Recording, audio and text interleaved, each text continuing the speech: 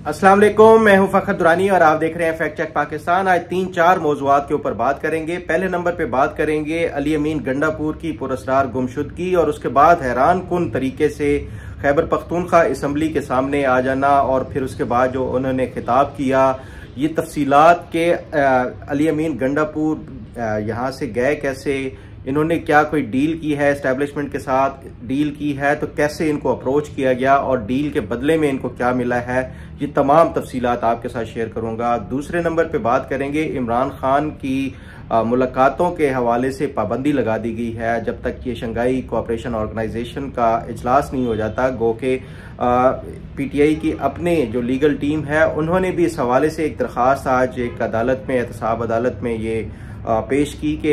जो मुकदमे की समाअत है 190 मिलियन पाउंड केस की, उसको मुलतवी किया जाए क्योंकि सिक्योरिटी रीजन की वजह से वो पेश नहीं हो सकेंगे। जो शंघाई ताउन तंजीम का इजलास हो रहा है, तो ये तफसीलन इसके हवाले से ये क्या सिनारियो बन रहा है, इस पे तफसीलन बात करेंगे। तीसरे नंबर पे हम बात करेंगे जो चाइनीज नेशनल के ऊपर अटैक्स का जो सिलसिला है बीएलए की तरफ से वो बढ़ता जा रहा है, इसके कॉन्सिक्वेंसेस क्या होंगे, तफसीलन बात करेंगे। और चौथे नंबर पे हम बात करेंगे आईनी तरमीम के हवाले से अब क्या लेटेस्ट अपडेट है। ये पीटीआई की तरफ से दरअसल जो एहतजाज का सिलसिला शुरू भी इसलिए किया गया था कि हुकूमत कहीं 25 अक्टूबर यानी चीफ जस्टिस काजी फायज ईसा की रिटायरमेंट से पहले आईनी तरमीम मंजूर ना करवा ले और जस्टिस मंसूर अली शाह से जो उम्मीदें लगाई गई हैं कि वो आते ही इलेक्शन को नल एंड वॉइड करार दे देंगे और पीटीआई की इस तरह हुकूमत आ जाएगी, तो ये एक जो आईनी तरमीम के हवाले से पिछले चंद माह से ये सारा एक सिलसिला शुरू हो चुका है, उसकी अब लेटेस्ट अपडेट क्या है, क्या मौलाना फजल रहमान मान रहे हैं, असम्बली का इजलास कब होगा, ये तमाम तफसीलात भी डिस्कस करेंगे। सबसे पहले तो पिछले 10 दिनों से मैं गैर हाजिर रहा, उसके लिए माजरत खा हूँ। अपने गांव वालदैन से मिलने गया था तो वापसी पे जब आना था कोई पिछले बुध वाले दिन सफ़र कर रहा था तो पता चला कि मियाँ वाली का जो उस दिन एहतजाज था पीटीआई की तरफ से तमाम रास्ते बंद कर दिए गए थे, तो वापस चला गया। उससे नेक्स्ट डे फिर इस्लामाबाद बंद कर दिया गया, तो 3 दिन इस वजह से भी फिर मैं स्टक हो गया और जो मेरे वीलॉग्स का सिलसिला था वो नहीं उसको जारी कर सका। बहरहाल अब वापस आ गया हूँ तो इंशाल्लाह रोज़ाना की बुनियाद के ऊपर अपना जो वीलॉग का सिलसिला है वो भी दोबारा से रेगुलरली शुरू करूँगा और आपको जो भी इंफॉर्मेशन, खबरें या अपडेट्स वगैरह होंगी वो आपके साथ ज़रूर शेयर करता रहूँगा। बहरहाल आज बात कर लेते हैं अली अमीन गंडापुर के हवाले से। ये पिछले 2-3 दिनों से चल रहा था कि मुख्तलिफ हर नौयत की साजिशी थ्योरीज भी जो है वो सामने आई हैं। कुछ सहाफ़ियों ने इस हवाले से बातें की हैं कि अली अमीन गंडापुर क्या गिरफ्तार हुए थे या एजेंसीज की तहवील में थे। किसी ने कहा कौसार कम्प्लेक्स में है, किसी ने कहा मारगला के ऊपर जो मेस बी है वहाँ पे है। मुख्तलिफ तरह की जो है ये एक इंफॉर्मेशन हो सकता है कि ये सब अपने अपने जो सोर्सेज हैं उनसे बात करके जो भी इंफॉर्मेशन मिलती है, बहरहाल हर कोई रिपोर्ट करता है। तो इस हवाले से मैं भी मेरी कोशिश थी कि इस हवाले से कोई अगर ऑथेंटिक और मुसद्दिका कोई इतलात हों तो वो उसकी छानबीन कर सकूं और अब तक पहुंचा सकूं। मैंने इस हवाले से जो अपने मुख्तलिफ जो ज़राए हैं उनसे बात की है कि ये अली अमीन गंडापुर का जो पूरा एपिसोड था, इनके वहाँ से पेशावर से एहतजाज शुरू करना, फिर उसके बाद पहले दिन पड़ाव करना एक जो इंटरचेंज के ऊपर बुरहान इंटरचेंज था गालबन उसके पास, और फिर उसके बाद नेक्स्ट डे फौरी तौर के ऊपर यहाँ निकल आना और विदाउट एनी जो हर्डल्स वो डी चौक तक पहुँच गए। डी चौक पे जो वर्कर्स थे वो उनको छोड़ते हुए वो केपी हाउस चले गए और केपी हाउस जब जैसे ही गया उसके बाद ये मीडिया के ऊपर खबरें आना शुरू हो गई कि अली अमीन गंडापुर को गिरफ्तार कर लिया गया। अब इस पे जो गिरफ्तारी के हवाले से खबरें आई तो उसके बाद काफ़ी लोगों ने ये कहा कि ये एक प्रोपेगेंडा किया गया पीटीआई की फेवर में अली अमीन गंडापुर की गिरफ्तारी का। ये खबरें चला के दरअसल उनको एक बयानिया प्रोवाइड किया गया क्योंकि 2 दिन तक जो पीटीआई है वो इस बयानिए को लेके चलती रही कि अली अमीन गंडापुर एक खैबर पख्तूनख्वा एक सूबे का जो चीफ मिनिस्टर है उसको गिरफ्तार कर लिया गया या वो मिसिंग है, ये कैसे हो सकता है। ये विफाक के ऊपर काफ़ी लान तान की गई, एजेंसीज के हवाले से ये तमाम एक पूरा जो थिएटर था या ड्रामा था ये चल रहा था पिछले 2-3 दिनों से। बहरहाल इस पे जब ये अली अमीन गंडापुर खैबर पख्तूनख्वा हाउस जो केपी हाउस है मैरियट के सामने रास्ता, वहाँ पे गए तो उसके बाद आपने ये भी देखा फुटेजेस के रेंजर्स अंदर दाखिल हो रही हैं, पुलिस की भी वो जा रही हैं गिरफ्तारी के हवाले से खबरें चली, फिर उसके बाद फौरी तौर के ऊपर ही तरदीद भी आ गई कि उनको कोई गिरफ्तार नहीं किया गया, लेकिन वो मिसिंग हैं। तो इस हवाले से जो पहले तो पीटीआई की तरफ से 2 दिन तक ये बयानिया चलाया गया, लेकिन जैसे ही अली अमीन गंडापुर नमूदार हुए खैबर पख्तूनख्वा असम्बली में, तो उसके बाद उनके जो पीटीआई के अपने वर्कर्स और सपोर्टर्स और इवन कुछ जो रहनुमा हैं वो भी नाला थे अली अमीन गंडापुर के ऊपर। कुछ ने तो शकूक व शुबात का इजहार किया कि वो एजेंसीज के जो है वो नुमाइंदे हैं और ये डबल रोल अदा कर रहे हैं, इमरान खान के साथ भी क्लोज हैं, उनकी वजह से वजारत आला ली हुई है, और दूसरी तरफ वो एजेंसीज के जो भी उनकी तरफ से एजेंसीज की तरफ से टास्क दिया जाता है वो उसको मुकम्मल करते हैं। ख़ास तौर के ऊपर जब ये संगजानी का जलसा हुआ उसके बाद ये लाहौर गए, लाहौर में भी ये ना पहुंच सके, फिर वापस अब ये इस्लामाबाद का जो ये जुलूस या एहतजाज था यहाँ पे भी वर्कर्स को छोड़ के यूं गायब हो गए, और फिर अचानक के 12 अजला घूम के वो उनके पास कोई पैसे नहीं थे, वो इसी तरह बगैर पैसों के सफ़र करते हुए बड़ी मुश्किल से पहुंचे हैं खैबर पख्तूनख्वा की असम्बली।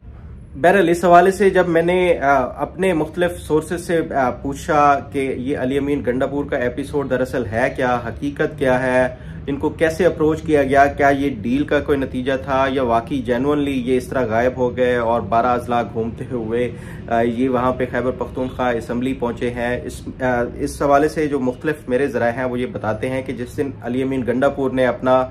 ये जो प्रोटेस्ट का ये जो एक वो था कारवान शुरू किया पेशावर से, तो पहले दिन जब इनका पड़ाव आया गालबन बुरहान इंटरचेंज था उसके पास, तो उस शाम को इनसे रब्ता किया गया बड़े जो इंटेलिजेंस की तरफ से कुछ आला हुकाम की तरफ से अली अमीन गंडापुर से, और पूरी तफसीलात इनके साथ तय की गई कि इनको कैसे सेफ एग्जिट दिया जाएगा, और ये भी कि इनके ऊपर कोई इस तरह की कोई शकूक व शुबहात का भी इजहार नहीं किया जाएगा।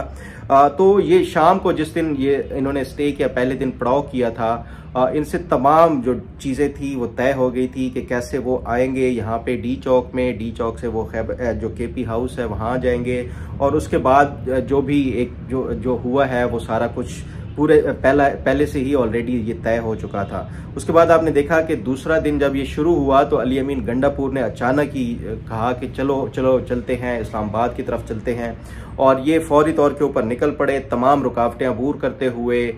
कोई खातिर ख्वाह इनको जो है वो पुलिस की तरफ से या जो लॉ इन्फोर्समेंट के इदारे बाकी थे, रेंजर्स, एफसी, उनकी तरफ से कोई इस तरह की रेजिस्टेंस का सामना भी नहीं करना पड़ा, और ये बिला खौफ व ख़तर वहाँ से चलते हुए इस्लामाबाद के डी चौक तक पहुँच गए। यहाँ पे पहुँचे तो उसके बाद इन्होंने वर्कर्स को छोड़ा और ख़ुद केपी हाउस चले गए। मेरी जो इतला है वहाँ पे ऑलरेडी इनका इंतज़ार हो रहा था, और वहाँ से इनको उसी टाइम ही जो है वो वापस भिजवा दिया गया दूसरे जो सेफ रास्ता है यही जो हरीपुर वाले साइड से, क्योंकि ये जीटी रोड जो इस्लामाबाद से पेशावर वाला है वो भी ऑलरेडी प्रोटेस्ट और उनकी वजह से रुकावटें वगैरह थी, और उसके साथ साथ मोटरवे ऑलरेडी उसकी वजह से ये प्रोटेस्ट की वजह से बंद था। तो ये जो दूसरा सेफ एग्जिट वाला जो रास्ता था यही जो हरीपुर वाला, इससे ये इनको भेजा गया, और पूरे कॉन्वाय के साथ जो इनका एक चीफ मिनिस्टर का जो सिक्योरिटी प्रोटोकॉल और कॉन्वाय होता है वो सारा इनके साथ गया है। ऐसा नहीं है कि ये जिस तरह अली अमीन गंडापुर ने जाके कहानी बताई केपी असम्बली में कि वो पता नहीं छुपते छुपाते हुए पूरी रात पहले उन्होंने केपी हाउस में गुजारा, फिर उसके अगले दिन छुपते हुए 12 अजला क्रॉस करते हुए वो खैबर पख्तूनख्वा असम्बली पहुंचे हैं। ये बिल्कुल उन्होंने कहानी सुनाई है। जो मेरे ज़राए ये बताते हैं कि ऑलरेडी जो तयशुदा था, जो बुरहान इंटरचेंज पे इनके साथ जो तय हुआ था उस रात को, उसी के मुताबिक ये प्लान पे एग्जीक्यूट करते हुए इनको वापस भेजा गया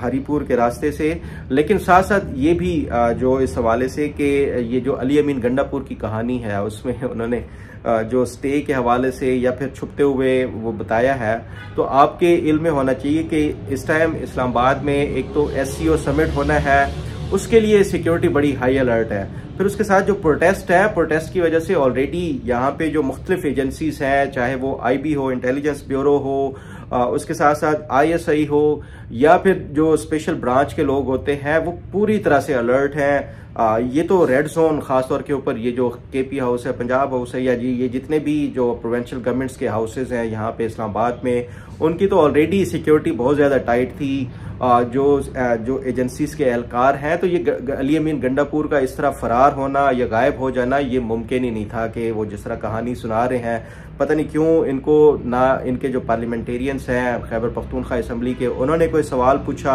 ना ही कोई वर्कर्स ने, कि ये इतनी फुल प्रूफ जो सिक्योरिटी उस टाइम ये जलसे जुलूस की वजह से भी और SCO की वजह से भी इस टाइम जो इस्लामाबाद के इस रेड जोन एरिया में है उसमें ये इस्केप करना और इस तरह छुप छुपा के 12 असलाह पार करते हुए वहां पहुंचना ये मुमकिन ही नहीं था। ये अली अमीन गंडापुर ने कहानी बनाई है। और ये भी जो इस हवाले से मेरे ज़राए हैं, मैंने उनसे पूछा कि आखिर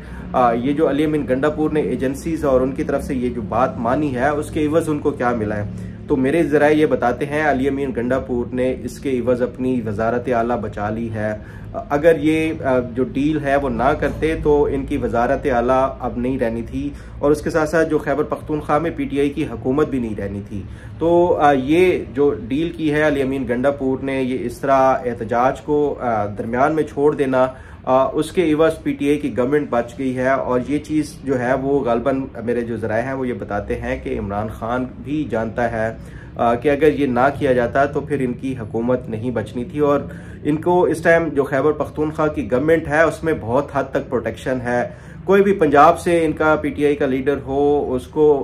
इस तरह गिरफ्तारी का ख़तरा हो, इनके जो टॉप के वर्कर्स हैं उनको गिरफ्तारी का ख़तरा हो, हर हवाले से KP जो है इनके लिए एक सेफ हाउस बना हुआ है। जो भी मसला होता है ये सारे भाग के PTI की तरफ से खैबर पख्तूनख्वा चले जाते हैं, वहाँ पे इनकी अपनी गवर्नमेंट है तो इनको प्रोटेक्शन मिल जाती है। तो इन्होंने ये बेहतर समझा कि अपनी गवर्नमेंट बच जाए ताकि उससे ये इनको एक जो सूबाई हुकूमत होते हुए जो एक प्रोटेक्शन और तहफ़्फ़ुज़ है वो अगर चला गया तो फिर उसके लिए जो इसके नतायज हैं PTI के लिए वो बड़े ख़तरनाक होंगे। यही वजह है कि अली अमीन गंडापुर ये डील करते हुए इनको पूरे सिक्योरिटी जो कॉन्वाय है वज़ीर आला का उस समेत ये भेजा गया वहाँ पे खैबर पख्तूनख्वा। और ये फिर बाकी जो वर्कर्स उनके नाराज़ हैं या गुस्से में हैं उनको जो है वो इस तरह मनाने के लिए या पैसिफाई करने के लिए ये सारी कहानी और ड्रामा रचाया गया अली अमीन गंडापुर की तरफ से। अदरवाइज ये सारा एक डील का नतीजा था और इसमें जो है वो तमाम ऑन बोर्ड थे। और ये इस तरह का जो है ये शायद सोशल मीडिया के दिखाने के लिए तो कुछ वो किया जा सकता है, वरना कोई इस तरह की मेरे जो ज़राए बताते हैं कि कोई बड़ी इसमें वो नहीं है। बहरहाल इस पे जो मज़ीद अपडेट और इन्फॉर्मेशन हुई वो आपके साथ शेयर करूँगा। अब ज़रा बात कर लेते हैं इमरान खान के ऊपर जो मुलाकातें हैं उसके ऊपर पाबंदी लगा दी गई है। और साथ साथ ये भी कि जो PTI की अपनी जो लीगल टीम है उन्होंने भी शंघाई कोऑपरेशन ऑर्गेनाइजेशन के इजलास को बहाना बनाते हुए वो सिर्फ ये नहीं कि जो समात है वो मुलतवी की जाए, बल्कि उन्होंने यही कहा कि जो सिक्योरिटी कंसर्न्स हैं, सिक्योरिटी जो है वो हाई अलर्ट होगी, इस वजह से ट्रैवल मुश्किल है, इसलिए इसकी जो समात है वो मुलतवी कर दी जाए। इस बुनियाद के ऊपर जो एहतसाब कोर्ट है उसने भी 19 अक्टूबर तक ये 190 मिलियन पाउंड केस की जो समात है उसको मुलतवी कर दिया है। लेकिन मेरे जो ज़राए हैं वो ये बताते हैं कि ये इस्टेब्लिशमेंट की तरफ से ख़ास तौर के ऊपर, क्योंकि ये चैलेंज किया गया था गो के अली अमीन गंडापुर के साथ एक डील हो गई, वो सारा कुछ उसने अपनी हुकूमत बचाने के लिए ये सब कुछ किया, लेकिन ये जो एक मामूल का हिस्सा बना लिया है उन्होंने हर गुजरते दिन इस्लामाबाद के ऊपर चढ़ाई करना, और ख़ास तौर के ऊपर ऐसे हसास मौके के ऊपर कि जब दुनिया भर से मंदूबीन आएंगे, मुख्तलिफ सरबराहान मुमलिकत आएंगे, उस टाइम इस तरह जो विफाकी दारुल हुकूमत है उसका नातका बंद कर देना।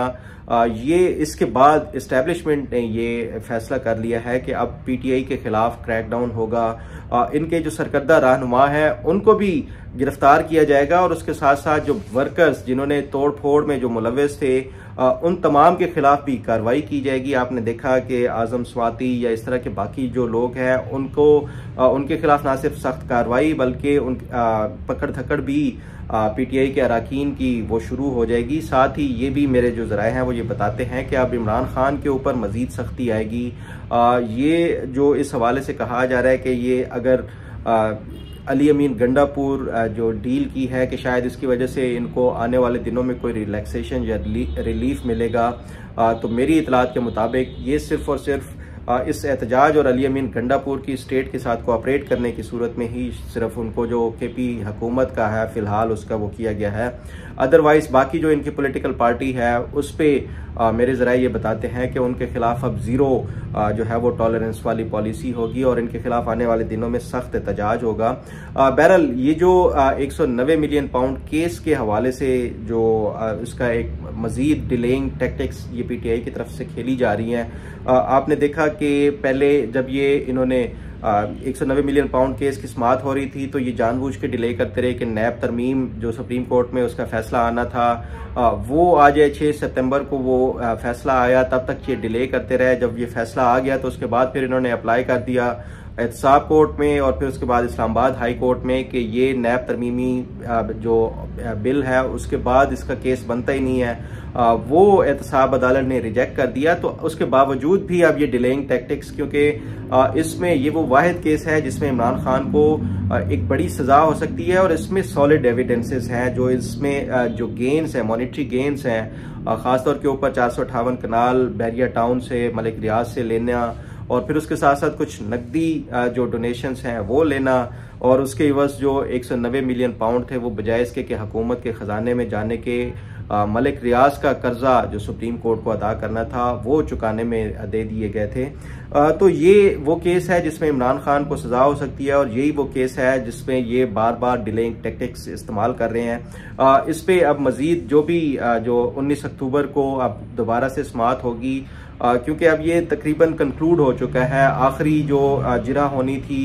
जो नैब के प्रोसिक्यूटर हैं या उसके साथ जो इन्वेस्टिगेशन ऑफिसर हैं उसके ऊपर PTI के वकला की तरफ से उसके बाद ये फैसला महफूज होके इसका जो है वो फैसला सुनाया जाना था। बहरहाल ये 19 अक्टूबर के बाद अब ये इसके ऊपर जो भी अपडेट होगी वो आपके साथ ज़रूर शेयर करूंगा। अब ज़रा बात कर लेते हैं कि चाइनीज़ जो सिक्योरिटी ऑफिशियल्स हैं, चाइनीज़ जो यहाँ पे काम करने वाले हैं, इंजीनियर्स हैं या बाकी जितने, उनको टारगेट करने का जो सिलसिला है वो हर गुजरते दिन के साथ अब बढ़ता जा रहा है। ये भी नहीं है कि ये सिर्फ बलूचिस्तान तक महदूद है या BLA इसको ये जो चाइनीज़ हैं उसको टारगेट कर रही हैं,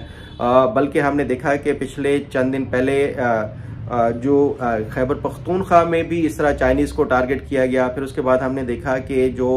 यहाँ पे कुछ मुख्तलिफ जो सफ़ीर खैबर पख्तूनख्वा गए हुए थे उनके ऊपर हमले की कोशिश की गई, जिसके नतीजे में पुलिस एहलकारान जो है वो शहीद हुए। फिर अब ये कराची में BLA की कार्रवाई, तो इससे एक चीज़ तो कंफर्म हो रही है कि जो दुश्मन ममालिक हैं उसमें सिर्फ ये नहीं है कि जो उनकी प्रॉक्सीज हैं BLA हैं, बाकी भी अनासर ऐसे हैं जो कि ये पाकिस्तान के जो इंटरेस्ट हैं उनको इस तरह टारगेट कर रहे हैं, ख़ासतौर के ऊपर चाइनीज़ हों या बाकी जो दूसरे जो है जो इस तरह सफरा के ऊपर अटैक किया गया। तो ये इतने एक अहम और नाजुक मौके के ऊपर ख़ासतौर पे जब ये दुनिया भर के सरबराहान मुमलिकत आ रहे हैं तो हमारे जो सिक्योरिटी ऑफिशियल्स हैं या जो इंटेलिजेंस एजेंसीज हैं उनको हाई अलर्ट रहना होगा, क्योंकि इतना बड़ा अगर इवेंट होने जा रहा है तो इसको सबूताज करने के लिए दुश्मन ममालिक जो यहाँ पाकिस्तान में प्रॉक्सीज हैं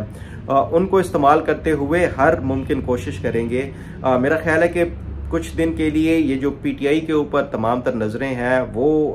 उसको हटाते हुए ये दुश्मन जो ममालिक हैं और उनकी जो प्रॉक्सीज हैं उनके ऊपर ये नज़रें जो है वो जमानी चाहिए और ये जो एक बड़ा इवेंट है उसको कामयाबी से हमकिनार करना चाहिए, क्योंकि पाकिस्तान में इतने अरसे के बाद एक बड़ा इवेंट इंटरनेशनल होने जा रहा है जिसमें बहुत सारे बेशुमार ममालिक के सरबराहान मुमलिकत आएंगे, फिर दुनिया भर के अहम ममालिक से मंदूबीन जो है या मुबस्सिरीन वो आएंगे। तो ये एक पाकिस्तान के लिए सक्सेस जो है वो एक स्टोरी होगी अगर ये कामयाबी से इवेंट मुनक्किद हो जाता है। इसलिए जो तमाम सिक्योरिटी के इदारे हैं उनको बिल्कुल अलर्ट रहना चाहिए और PTI से चंद दिन चंद हफ्ते जो है वो सरफ नज़र अख्तियार करें। गो के PTI भी दोबारा से कोशिश कर सकती है कि ये इस तरह मसरूफ़ रखे, इन तरह जो हमारे जो सिक्योरिटी इदारे हैं या पुलिस है उनको इस तरह के मुख्तलिफ शहरों में एहतजाज के कॉल्स दे के। बहरहाल इस पर मज़ीद जो भी अपडेट और इन्फॉर्मेशन हुई वो आपके साथ शेयर करूँगा। अब ज़रा बात कर लेते हैं आईनी तरमीम के हवाले से कि उसकी क्या अपडेट है, क्योंकि PTI ने ये जो एहतजाज किया था उसमें सरफहरिस्त ये जो दो डिमांड्स थी, एक तो इमरान खान की रिहाई और दूसरा यही था कि आईनी तरमीम को फिलहाल पेश ना किया जाए 25 अक्टूबर तक, जब तक ये चीफ जस्टिस काजी फायज ईसा रिटायर नहीं हो जाते। ये एहतजाज का मकसद यही था। तो क्या अब ये एहतजाज ख़त्म हो गया है? हुकूमत आईनी तरमीम पेश करने जा रही है या नहीं जा रही? इस हवाले से कल मौलाना फजल रहमान से इसहाक डार की सरबराही में एक जो वफद था उसने मुलाकात की है, जिसमें पीपल्स पार्टी की तरफ से भी अरकान थे, मुस्लिम लीग नून की तरफ से भी। मेरी इतलात के मुताबिक अभी फ़िलहाल इस हवाले से कोई फ़ाइनल नहीं हुआ, या अगर फाइनल हुआ भी है तो इसको हुकूमत और उसके साथ साथ मौलाना फजल रहमान दोनों ही बहुत ज़्यादा हद तक खुफिया रख रहे हैं। जो ओपनली हुकूमत की तरफ से बताया गया है कि मौलाना फजल रहमान से मुलाकात का जो मकसद था वो यही था कि जो APC बुलाई जा रही है फ़लस्तीन के हवाले से, उस पर उनसे मुशावरत और उनको इनवाइट करने के लिए था। लेकिन मेरी इतलात के मुताबिक ये आईनी तरमीम के हवाले से भी मौलाना को ब्रीफ किया गया। साथ ही जो सुप्रीम कोर्ट का जो फैसला था 63A वाला, उसके बाद जो हुकूमत की पोजीशन है कि वो PTI के या जो आज़ाद अरकान हैं उनकी भी वोट ले सकते हैं, लेकिन उसके बावजूद वो मौलाना फजल रहमान को अपने साथ रखना चाहती है हुकूमत, और इत्तेहाद में भी बाकायदा शामिल कराना चाहती है। बहरहाल ये जो आज APC है और उसके बाद जो भी मौलाना फजल रहमान की तरफ से जो फैसला होगा वो उस पर वो होगा। और साथ ही ये कि अगर मौलाना फजल रहमान मान जाते हैं तो उसके बाद जो दोनों ऐवान है कौमी असम्बली और सेनेट का, वो बाकायदा उसका इजलास बुलाया जाएगा। इस हवाले से मेरी इतलात के मुताबिक 1-2 दिन में स्पीकर नेशनल असम्बली वो बताएंगे कि जो ऐवान की इस टाइम पोजीशन है, अरकान वो टोटल कितने पाकिस्तान में इस टाइम मौजूद हैं, हुकूमती इत्तेहाद में जो इस आईनी तरमीम के हक में वोट मिल सकते हैं वो कितने हैं। ये पूरी असेसमेंट करने के बाद ही स्पीकर जो है वो कोई फैसला लेंगे। ऐवान का जो इजलास है उसकी रिक्वेजिशन प्रेसिडेंट को भेजेंगे कि जो इजलास है वो बुलाया जाए। तो आने वाले 1-2 दिन में ये फैसला हो जाएगा कि क्या हुकूमत के पास नंबर गेम पूरी है और आईनी तरमीम के हवाले से मुशावरत मुकम्मल हो चुकी है। तो 1-2 दिन में इजलास बुलाने का ये बाकायदा तौर के ऊपर ऐलान किया जाएगा। अगर नंबर गेम पूरी ना हुई तो फिर इसको मज़ीद डिले किया जा सकता है, और शंघाई कोऑपरेशन जो ऑर्गेनाइजेशन है उसके बाद भी इसका इजलास बुलाए जाने का वो इम्कान जाहिर कर रहे हैं जो मेरे ज़राए हैं। लेकिन बहरहाल ये 1-2 दिन अगले जो है वो बड़े अहम है। इसमें अगर ये फैसला हो जाता है इजलास बुलाने का तो इसका मतलब है हुकूमत ने अपना तमाम तर नंबर गेम भी पूरी कर ली है और मुशावरत भी पूरी कर ली है। बहरहाल इस हवाले से जो अपडेट होगी आने वाले 2-3 दिनों में वो आपके साथ ज़रूर शेयर करूँगा। उम्मीद है आपको आज का प्रोग्राम भी पसंद आएगा। अल्लाह ताला आपका हामी और नासिर हो। अल्लाह हाफिज़।